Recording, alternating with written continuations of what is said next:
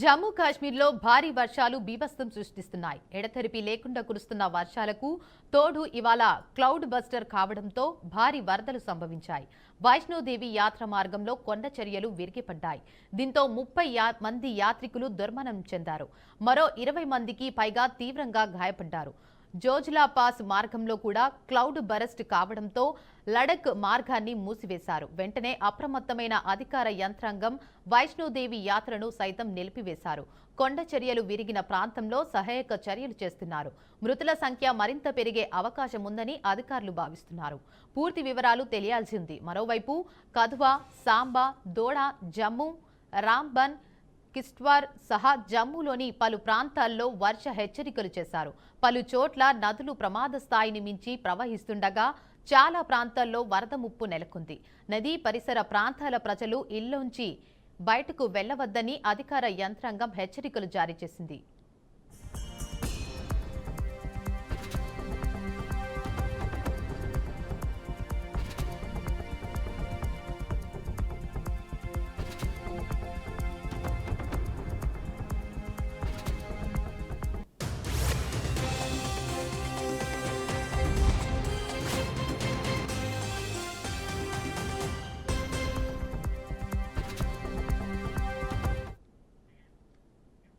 తెలంగాణలో పలు జిల్లాలో భారీ వర్షాలు కురుస్తున్నాయి. ముఖ్యంగా మెదక్ జిల్లాలో అత్యధిక వర్షపాతం నమోదైంది.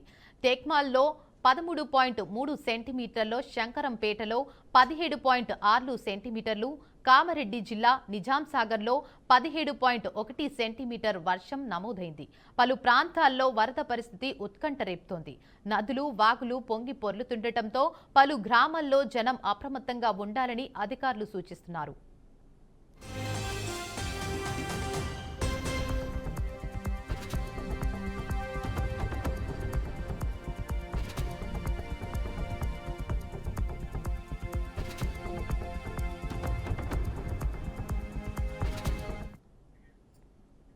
హైదరాబాద్ జగద్గిరిగుట్టలో పేలుడు సంభవించింది.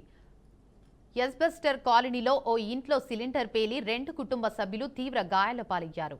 గమనించిన స్థానికులు హుటాహుటిన క్షతగాత్రుల ఉస్మానియా ఆసుపత్రికి తరలించారు. సంఘటనా స్థలానికి చేరుకున్న పోలీసులు ఒడిశా వాసులుగా గుర్తించారు.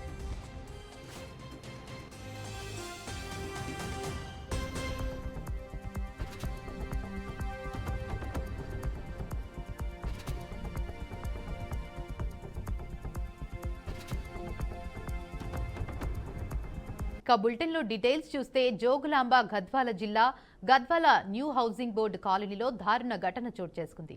BJP town leader K Anil Kumar భార్య నాగమ్మపై 4 వ్యక్తులు దాడికి పాల్పడ్డారు. పాత కక్షల నేపథ్యంలో శారద, కార్తిక్, రవితేజ, ప్రియాంక అనే 4 వ్యక్తులు కర్రలతో విచక్షణ లేకుండా దాడి చేశారు.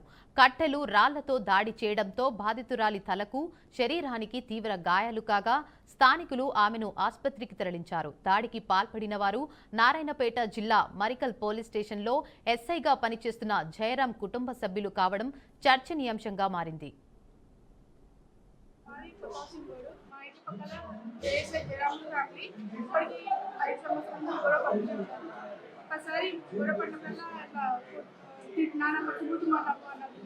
ఎందుకు ఇట్లా చేస్తారంటే చిన్నమాటికి గొడవ స్టార్టింగ్ లో చెట్ల నుంచి ప్రాబ్లం అయింది. ఆ చెట్లు అవతలకు వస్తున్నాయంటారు, వాళ్ళు చెప్పకుండా మాకు చెప్పకుండా మా ఇంటి మీద చెట్లు వేస్తున్నారని గొడవ పడుతుంది. ఈసారి ఏమో మొన్న ఫిబ్రవరి 28కి ఇలానే గొడవ పడ్డారు. ఆ రోజులు ఇట్లా నాన్న మాట్లాడింది. ఈసారి తీవ్రంగా రాళ్ళు ఇక్కడ రాళ్ళకు పేసి ఆ రాళ్ళకు ఇంతల బట్టి ఆ రాళ్ళు తీసి వాళ్ళ సైడ్ వేయట్లేదు. నువ్వు పేర్పిస్తున్నా ఎందుకు అట్లా చేస్తామని చెప్పి నాన్నప్పుడు మాట్లాడి ఎందుకు చెప్పి పచ్చిగుట్టు మాట్లాడి ఎందుకంటే మాట్లాడుతుంటే ఏదో 4 వచ్చి ఫస్ట్ స్టార్టింగ్ ఏమో ఏమంటారు చేతితో గుర్తులు పెద్దవాడేమో మంచి కొట్టని చెప్తాను, మీరు కొట్టున్నారు. ఇక అయితే ఒక 5 మంది ఇక్కడే వినిపిస్తే కూడా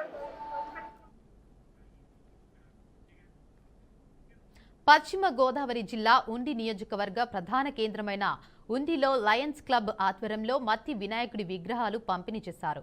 లయన్స్ క్లబ్ గాదిరాజు వెంకటేశ్వరరాజు సహకారంతో మట్టి వినాయక ప్రతిమలను భక్తులకు అందజేశారు.